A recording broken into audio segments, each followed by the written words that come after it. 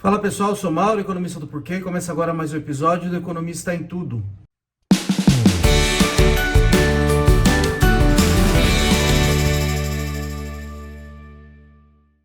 Hoje eu vou falar de futebol, vou falar dessa confusão que aconteceu aí na Europa com a Superliga Europeia, e a rejeição dos fãs em cima da Superliga Europeia. Eu vou dar uma pitada de economia aqui no negócio, né? Então, só dar um pouco de contexto. 12 dos principais clubes europeus resolveram lançar uma liga em que eles participariam, tá? E entraria mais gente depois. Isso gerou uma rejeição enorme, não só por parte de federações locais, tá, dos países, como governos também, e além disso os próprios torcedores, não só os torcedores dos times que ficariam de fora da Superliga Europeia, mas também dos próprios times que anunciaram a própria participação, tá? Eu acho que isso reflete uma tensão que também existe no Brasil, de certa forma, entre os campeonatos locais e os campeonatos no nível mais alto, sei lá, supranacionais, internacionais, alguma coisa assim, tá? E no caso da Europa, continentais.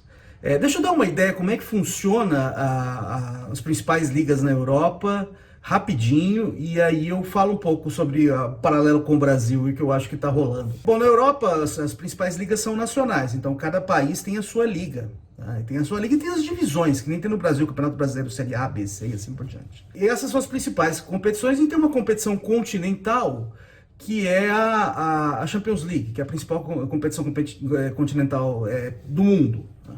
E é onde rola a grana mesmo, para valer, né? Para chegar na Champions League, os clubes têm que ir bem nos próprios campeonatos, né, para conseguir se classificar para a Champions League. Então você tem essas duas estruturas. Você tem a estrutura no local, né, no nível do país, e você tem a estrutura que, com base nela, você fixa quem vai se classificar para o torneio continental. O que esses clubes fizeram, esses principais clubes, foi lançar uma ideia de ter uma liga própria, que seria no nível continental mesmo. São 12 dos principais clubes da Europa, e aí eles seriam os fundadores da liga, mais alguns, né? E aí entraria outros poderiam se classificar para essa liga, mas eles estariam lá para sempre. Isso gerou uma confusão ali, né? O que é interessante, assim, veio oposição de quem a gente já esperava, tá? Veio oposição de quem? De clubes menores, que provavelmente o que aconteceria se essa Liga Europeia fosse para frente, tá? Os campeonatos nacionais ficariam em segundo plano, e aí os clubes menores, como eles dependem do campeonato nacional, eles teriam a perder. Então, clubes menores, federações, óbvio, porque se a Liga perde força, a federação do país também perde força, e também governos, né? Porque a Liga também é uma expressão do nacional. Então, os governos vão se colocar contra, tá? O que foi interessante, que eu achei, foi a posição dos próprios torcedores dos times que estavam formando essa liga, essa Superliga Europeia, tá? Então, o que eu acho que está por trás disso, e também o que acontece no Brasil, e no Brasil é nos campeonatos regionais, os campeonatos estaduais, vis-à-vis o campeonato nacional, né? Que é mais ou menos a mesma tensão. Lógico, na Europa é muito mais dinheiro, mas no Brasil também tem uma tensão parecida, tá? Então o que acontece ali, principalmente ali na década de 90, né? Você tem uma expansão enorme da televisão, do futebol na TV, e esses clubes, eles começam a ter uma exposição muito grande, não só no país, como no mundo inteiro. Então eles conseguem alcançar maiores mercados, então eles conseguem alçar voos maiores do que no nível local, tá? Só que esses clubes, eles nasceram no nível local, eles têm uma ligação muito forte com o próprio país, com a comunidade, porque eles nasceram ali, e os torcedores também, né? Então você tem essa tensão, ele pode alçar voos mais altos, alcançar mercados maiores e, portanto, ganhar mais dinheiro, mas ele fica muitas vezes amarrado no nível local por causa da história, né? E, assim, dá muita ênfase pro campeonato local.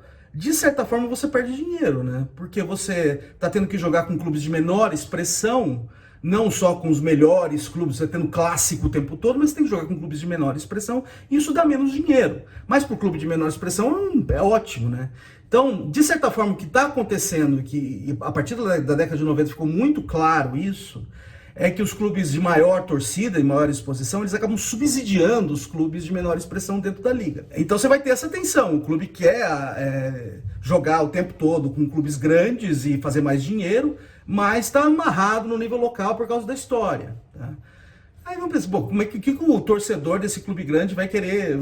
Vai querer? Bom, aí não é claro, né? Não é claro porque ele quer o clube forte, então quer que o clube ganhe muito dinheiro, mas ao mesmo tempo ele se importa com a história do clube, com a ligação com o local e assim por diante. E o que ficou claro nessa oposição que teve é que essa preocupação com o nível local, ela é grande. Tá? Tanto é que os próprios torcedores desses clubes rejeitaram a ideia. Tá? E eles tiveram que voltar atrás. O que isso tem a ver com o que acontece no Brasil em termos dos campeonatos regionais? Eu acho que é meio parecido. Tá? Os campeonatos regionais até a década de 80, 90 eram muito importantes. E antes eles eram mais importantes que o campeonato nacional. Aí o que acontece? Você tem a TV entrando forte no campeonato. Além disso, o Brasil tem outra coisa que é continental, né? Então você cai os custos de transporte, fica mais fácil os clubes se movimentarem. Então, assim, você possibilita jogar em clubes maiores contra clubes maiores. Tá? E os campeonatos regionais, eles vão perdendo força. Os campeonatos estaduais e regionais vão perdendo força com isso. Tá? E aí você tem essa tensão. Tem a ligação do clube com o campeonato estadual dele, que foi uma coisa que foi construída ao longo da história, e ali você tem as rivalidades regionais, mas ao mesmo tempo ele quer alçar os maiores e ganhar mais dinheiro, dando mais importância para o campeonato nacional e até para a Taça Libertadores. Então é isso que acontece aqui. Eu acho que essa é a tensão que ficou clara agora na Europa, e que no Brasil, assim, toda hora a gente tem isso em discussão, e uma hora a gente vai ter que discutir, né? Porque vai ter que tomar uma decisão, por causa que não tem data suficiente para tocar um campeonato nacional de 2 turnos junto com um campeonato regional que tem alguma expressão. Mas eu acho que o que aconteceu na Europa ilumina um pouco essa discussão entre a integração de mercados mundiais de futebol e de torcedores, trazendo torcedores de outras partes do mundo, e a possibilidade de você ganhar muito mais dinheiro jogando competições continentais e até mundiais, versus jogar competições locais, e que você tem essa ligação emocional dos torcedores. Outra coisa que eu acho que aconteceu que foi significativa é o seguinte, né?